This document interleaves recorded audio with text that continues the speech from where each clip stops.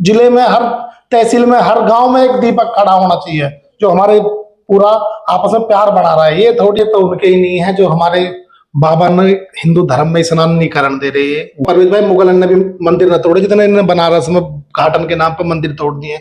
लेकिन यह है कि उसने, दीपक ने, हमारे भाई ने, हम उसके बड़ा वो करेंगे। उसने बहुत अच्छा किया, सबको ही ऐसा करना चाहिए, मुसलमान को भी। जय हिंद, मैं हूं परवेज पवार और आप देख रहे हैं एलकेबी हिंदुस्तान। पिछले कुछ दिनों से सोशल मीडिया पर एक वीडियो तेजी से वायरल हो रहा है। वायरल वीडियो कोटद्वार जो उत्तराखंड में है उसका है, जिसमें एक बाबा क्लॉथिंग सेंटर के नाम से एक दुकान है एक बुजुर्ग की, तो उसको लेकर बजरंग दल और कई संगठनों के लोग उस पर हंगामा करते हैं। वहां पर एक दीपक नाम का युवक आता है और वो उस विरोध कर जो जिस तरह से हंगामा चला तो उसमें बीच बचाव का प्रयास करता है। हंगामा जब तूल पकड़ता है तो उनके द्वारा कहा जाता है कि आपका क्या नाम है, तो वो बताते हैं कि मेरा नाम मोहम्मद दीपक है। अब मोहम्मद दीपक का जो प्रकरण है वो पूरी तरह से सोशल मीडिया पर चर्चाओं में है। तरह तरह से लोग उनके समर्थन भी कर रहे हैं और कुछ लोग उनके खिलाफ नारेबाजी भी कर रहे हैं। तो समाजवादी पार्टी के युवा नेता राहुल लवाना जी हमारे साथ मौजूद हैं। सबसे पहले तो राहुल भाई आपका स्वागत है। धन्यवाद। राहुल भाई, जिस तरह से देश के अलग अलग हिस्सों में इस तरह की घटनाएं बढ़ रही हैं, क्या बाबा के नाम से कोई शोरूम या दुकान या कोई भी खोलना, क्या कोई ऐसी उससे कोई गलत कुछ इसमें दर्शता? परवेज भाई, ये जो बीजेपी सरकार चल रही है, खासकर योगी जी की, ये हमारे पीडीए परिवार ही टारगेट कर रहे हैं। इतने 20 साल से उनकी दुकान थी जो वो कर रहे थे जी। तो बाबा कहना, कोई बाबा तो हमारे झारपीर बाबा भी होते हैं जी। हम हिंदू भी जाम है, मुसलमान भी जाम है, उसमें कोई दिक्कत थोड़ी है। बाबा नाम गिरने से इतना विरोध करने की उन्हें क्या जरूरत थी? उसने, दीपक ने, हमारे भाई ने सास का काम किया, हम उसकी सराहनीय करेंगे। अब मैं इन बीजेपी वाले से कहूंगा, ये तो उनके ही नहीं है जो हमारे बाबा ने हिंदू धर्म में स्नान नहीं करने दे रहे है। जी। हमारे जो वहां पे इलाहाबाद में चल रहा है। जी जी। तो ये है किसके?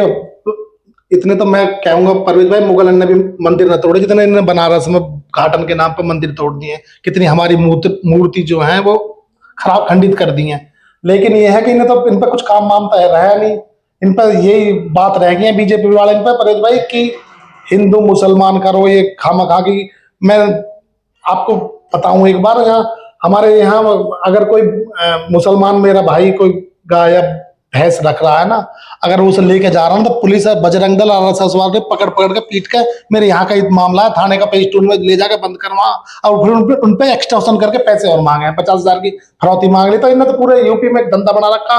पीछे भी बुलंदशहर की घटना हुई थी, वो बेचारे अपनी भैंस न ले जा रहे थे मुसलमान, वो पीट के अब फिर पैसे मांगे हैं, उन पैसा अपने मैनिपुलेटेड ये एमन न कराए। लेकिन ये है कि उसने, दीपक ने, हमारे भाई ने, हम उसके बड़ा वो करेंगे। उसने बहुत अच्छा किया, सबको ही ऐसा करना चाहिए। मुसलमान को भी जब कहीं आप आता है तो उन्हें भी करनी चाहिए, और जब हिंदू ने तो हिंदू भी करनी चाहिए। ये तो एक हमारा देश की वो है, ये इसे खराब करने चाह रहे हैं। बहुत बढ़िया किया उसने। तो इस तरह की जब घटनाएं लगातार बढ़ रही हैं तो आपको लगता है कि दीपक जैसे युवाओं को आगे आना चाहिए? बिल्कुल आगे आना चाहिए। दीपक को मैं दोबारा बधाई दूंगा, उसने ठीक किया। और भी हर जिले में, हर तहसील में, हर गांव में एक दीपक खड़ा होना चाहिए जो हमारे पूरा आपस में प्यार बना रहा है। ये थोड़ी है कि हिंदू मुसलमान पे राजनीति करोगे आप, कहोगे हम हिंदू और हिंदू पार्टी, फिर 250 करोड़ रुपए आप मीट फैक्ट्री से चंदा ले लोगे। ये थोड़ी, ऐसे थोड़ी चलेगा।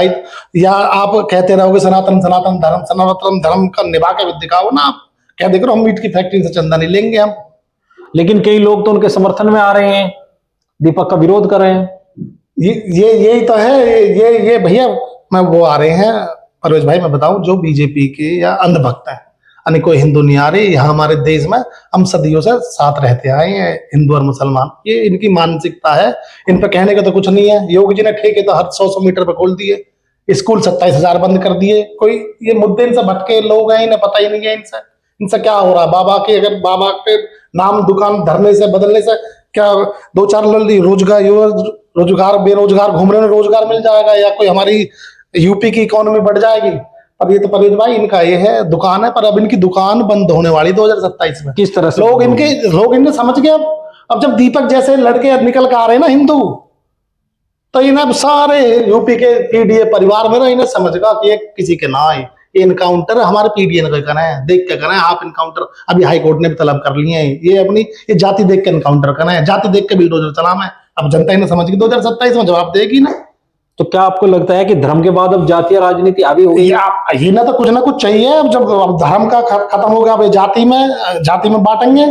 लेकिन अब बटेना पीढ़ी परिवार एक है, मुट्ठी बंद है। 2027 में जवाब देंगे इन्हें परेश भाई। तो क्या संदेश आप संदेश समाज के युवाओं को देना चाहेंगे? समाज के युवा ना, जब हमारी पीढ़ी की सरकार होगी तो जितने भी मेरे भाई एसओ बनेंगे पीढ़ी परिवार के, राखी गुजर जी, ये डीएम बनेंगे, कहाँ चार्ज है हम पे पीडीएन पे चार्ज ना हो। सब इन योगी जी ने अपने बैठा रखे। जब अपने आदमी वहां बैठे रहे, मंत्री अपने रहे, तो लोगों का भला हो। लेकिन हमारा नेता, फिर मैं परवेज भाई कहूंगा, वो विजनरी आदमी है। वो 350 किलोमीटर का हाईवे जब बनाते हैं तो वो 22 महीने में बना देते हैं। 350 किलोमीटर की जमीन उन्हें एक बार करके हाईवे बनाया 22 महीने में।